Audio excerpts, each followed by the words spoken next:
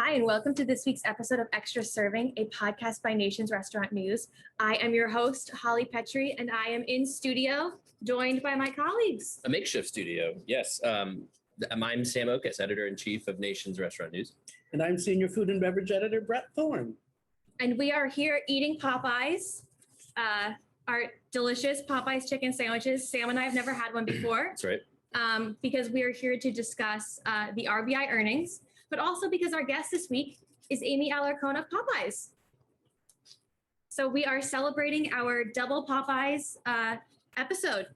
Amy Alarcon is the corporate chef of Popeyes, and she's so smart and cool that it's a really good podcast. I think you'll enjoy the interview. I should not have taken that giant bite right before we all talked. Eating and podcasting is tricky.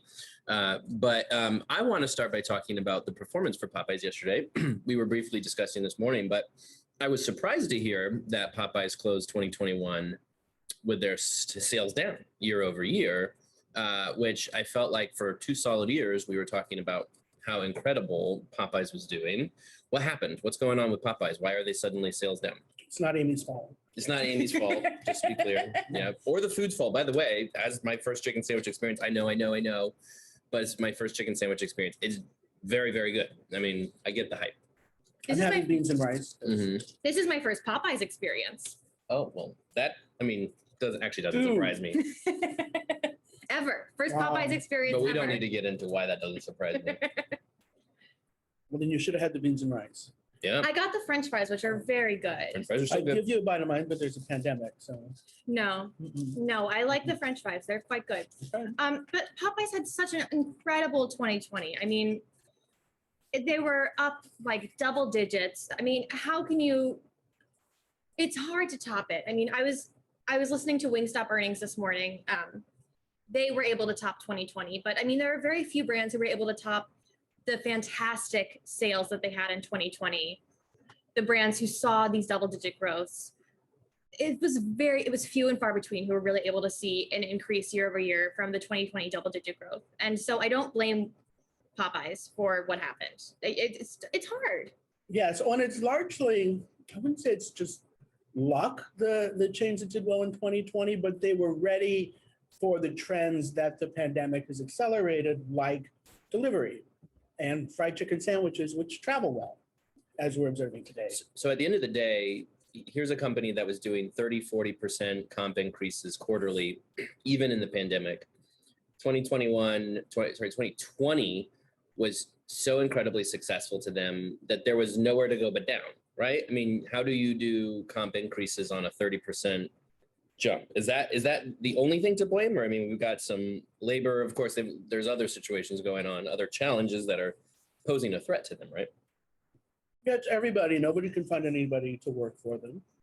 And there are supply chain issues that sometimes they're out of stuff. And obviously, if you're out of stuff, you can't sell it.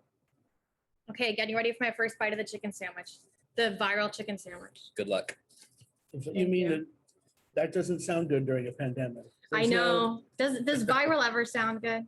No. Not Brett, really, no. so you know this sandwich as a food guy. What is it? Why do you think this sandwich is so much? Well, obviously, some people might not think it's the best, but why do you think it is so good? Why do you think it got all the hype? Well, the hype, I mean, it's a delicious sandwich. And, we gave them a Menu Masters Award for their sandwich. But a lot of it had to do with timing and the fact that on social media, they just made a little joke to Chick-fil-A. And the whole world was like, oh, damn, Chick-fil-A joke. And then, the sandwiches were, is it rude to say good enough? I don't care. I'm going to say it. They were good enough that when people got it, they said, okay, great, fun. Then everyone said, I have to try it. It goes from there. But what I don't fully understand happened after that is that every chain rolled out a chicken sandwich. All of them. Maybe they didn't have chicken sandwiches before. They rolled out new chicken sandwiches. If they already had one, they upgraded their chicken sandwiches. So 2020, apart from being a horrible, tragic year of a pandemic, was also absolutely the year of the fried chicken sandwich. There is a sweetness to this sandwich. What do you think that is? Am I getting that right? Is my palate confused? Compared to other chicken sandwiches, there's something sweet in this. It's a little bit sweet. Hang on. Try the pickle. Not the pickle. I don't know Is if it it's the the chicken bread? itself, It's the bread. probably the bread. Okay. Ooh, I picked that up. You got some chicken on your shirt there, Yeah, Sam. yeah, I'm just really enjoying it that much. As somebody who lives in the South and eats a lot of Chick-fil-A, from a sandwich standpoint, I would say I do think this is better than Chick-fil-A sandwich, and that's not a knock on Chick-fil-A, which has very fine food, and I don't tend to get the chicken sandwich at Chick-fil-A anyway, but it's different, which is nice. What do you get at Chick-fil-A if you don't get the chicken Yeah, sandwich? you're curious. I actually get salad. Weirdo. I get a salad because we visit there a lot for the children, and if I ate that many chicken sandwiches, it would be bad news bears for my health. They also have grilled nuggets, which are a nice option. Correct. Yep. I will say, this traveled very well. The chicken is still very crispy, which is something I was not expecting. This is one reason the chicken sandwiches did so well, or have done so well during the pandemic. They travel a lot better than the burger does for the most part. And these beans and rice, obviously they travel well Clearly. in a way that French fries do not. Right. Mm-hmm. I guess if I were to sum up our Popeyes conversation here, at least is I don't know. They were never going to sustain the momentum they were able to build initially with this sandwich. I mean, they were riding high even in this crazy crisis of the pandemic. But you have to imagine that they're going to settle into something very good with this sandwiches, which is going to continue to be a sales driver. If anybody chooses Chick-fil-A or chooses Popeyes over Chick-fil-A because of the sandwich, they've won over customers. And so that's a positive. So even though the story here, the headline of yesterday is that their sales were down, I mean, I have to imagine they're not too disappointed, because it seems like a lot of external factors like labor and stuff like that, that's primarily at fault here. And you can't grow forever. Right. No, well, the real headline of yesterday is that menu prices are still going to climb at places like Burger King. Was the real headline to come out of yesterday. I mean, that's what we're seeing across all of the chains, is that menu prices are going to climb. It's the thing we've been seeing come out of most earnings seasons. Is that we saw it at Chipotle, we saw it. Menu prices are going to climb. It's what we're seeing at chains, is that menu prices are going to climb. But Hey, are menu we're seeing prices it- going to climb? Menu prices are going to climb, Sam. Menu prices are going to climb. You see, audience, this is what I get. This is what I get all the time. I mean, inflation is at the highest rate since I Yeah. believe the 70s. So yeah, menu prices are going to climb. But at a place like Burger King, I mean, you feel like places like Burger King and McDonald's are staples that you feel like they're going to keep it pretty steady, pretty low for, like, they cater to a certain clientele where they have a dollar menu, where they have a pretty stable low menu. At a place like Chipotle, you expect it to rise, you expect it to cater to a higher clientele. But I feel like at a place like Burger King, you expect it to keep it at a lower price. So it almost shocks me a little bit that they would raise menu prices. Yeah, I mean, my question here is, in the fast food days of yore, you always had sort of that $1 price point, your $5 price point. Fast casual came in hot with a $10 price point. You have all these price expectations across, QSR, fast casual, and into casual dining as well. I mean, it used to be that McDonald's, they couldn't raise anything a quarter without sales tanking because people got so upset at them for raising prices. But that's not going to last forever. I mean, we're talking 15 years ago that was going on. I just wonder where the consumer mindset is now, because I do think we throw around terms like fast casual, QSR. We throw around these terms that don't mean anything to customers. They still see Chipotle as fast food, but like better fast food. I think their primary distinction is they see Chipotle as a price point. And so they say, well, I want fast food. I want something fast. But I want, maybe I want something a little fancy. So I'm going to go to $8, $10, and that's where Chipotle comes in. So I guess my question is, as menu prices go up because of inflation, does QSR sail past that $5 price point into the $6, $7, $8 range? And is there a psyche issue here for consumers where that doesn't add up for them because that's where they expect like a fast casual experience? I mean, if all of the prices go up, they'll adjust. Consumers will adjust. So there might be a period where they rethink their meal choices. And I mean, a lot of them don't ever cook, so they don't have a whole lot of choices, or they don't cook very much. So in that case, will they find other ways to economize? Will they order differently? Well, they learn to cook. I don't think they'll learn to cook. That sounded dumb. I do not think they'll learn to cook. I No. think You they can will. hope. I No. don't think they will learn to cook. I really don't. Mm-mm. And restaurants are banking on that. That's the future of restaurants right there. No, my Don't let parents go people to start to my cook. parents go to the same restaurant every night for dinner. Every Single night? night. Every single night. What? Every single night they Do go to they the always same get the restaurant. same thing? No, they get they order from the appetizer menu and they get like they get a different appetizer every night. Are you willing to From the Bar disclose Bites what the menu. restaurant is? Oh, they go to Lombardo's in White Plains, New York, every night. So it's an independent, like mom It's an and pop, independent mom whatever. and pop. They know the bartender. They get his baby gifts. Every night. Every night they go to the That's same wild. restaurant. They I do bet not they get a ever cook. lot of free stuff. They go every night. That's VIP. Right. But yeah. they know all the people who go because everybody at the bar goes. They sit at the bar. Every single person goes every single night. They know everybody there. How fun. It's like Cheers. It's like Cheers. Everybody goes every night. I They know mean- every single person. I mean, that's look, hey, credit to them. I mean, that's commitment, but that's also what restaurants would kill for, to have those kind of customers, because your parents are probably the best billboard for that restaurant. They probably tell everybody, all their friends about that restaurant. There's a reliability to it. I mean, at the end of the day, you've got to have business with more customers than just one couple. But the point is that, like, I do think there's opportunity to build this loyalty beyond things like price and things like that. You have to have that experience that customers can enjoy such that they want to come back, if not every night, then at least say weekly.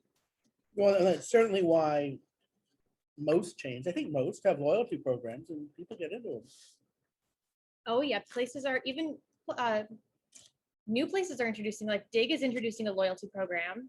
Like new places are introducing loyalty programs that haven't had them before. It's exciting to have a loyalty program and to introduce ways for your customers to be able to come back to you and to say, like I am one of your loyal fans. I am somebody who loves you. Like, Well, they have a sense of belonging, I'm sure. And Dig is fancy. That's some high-end farm to table fast casual food. Dig is one of my haunts. That's like, I go there like once a week. You dig it? I dig it. Please tell me they use this in their market. I hope that if they don't, they should start. If they used it, I wouldn't go there. Yeah, dig. But there's Yeah, it'd be something terrible. really satisfying about being a regular anyway, whether it's a loyalty program or, so I'm in the office today because we're doing videos and stuff, but normally since the pandemic started, I've been working from home. So I've been going to my regular neighborhood bars and I know the other regulars. I'm like good friends with the bartenders and it makes for a better experience. And their pours are a little heavier for me too, or, I stay late and they're like, oh gosh, we have extra wine. There you go. It's And hospitality. It is. It's They hospitality. understand how to treat their regulars and I know how to treat them. And It's going a back great to experience. a lot of what we've talked about on the podcast, what we write about, I mean, with this increasing automation of the industry. And look, the automation is going to give a lot of restaurants kind of an out from all this inflation and menu price increases. Like, you can start saving on labor. You can actually, transfer that cost savings over to maybe your menu, and you can keep prices low by automating. But you're never going to get what you're explaining here, Brett. I mean, obviously, I don't think McDonald's or Popeyes or Chipotle is trying to become what you experience at your local favorite bar. But still, it's like, how much hospitality has remained at the core to create that experience where somebody wants to come back.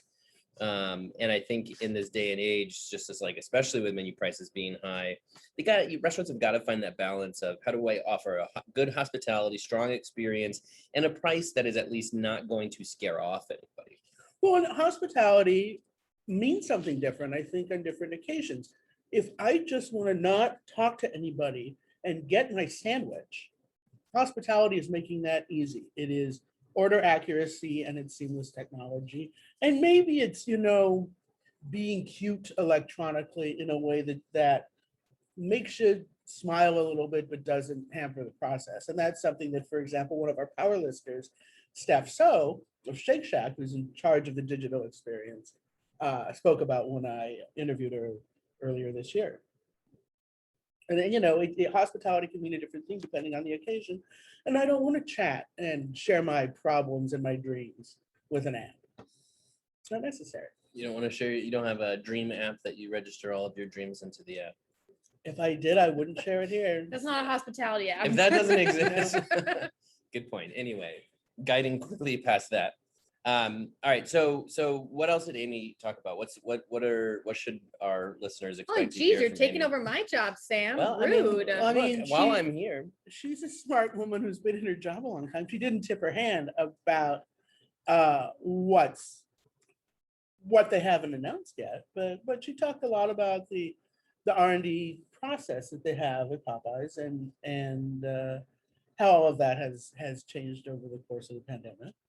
And she's very perceptive about what her customers want, and it's just a pleasure to talk to her.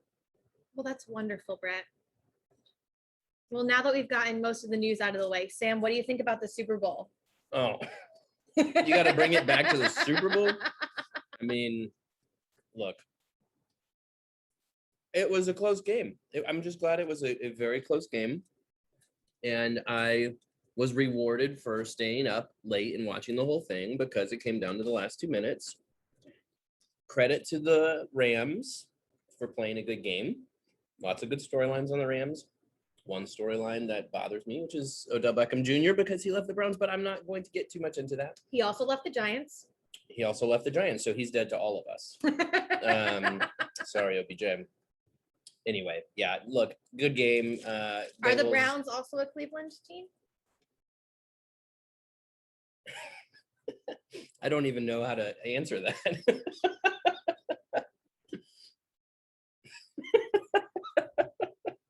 No, it's just I laugh because you really just don't know sports.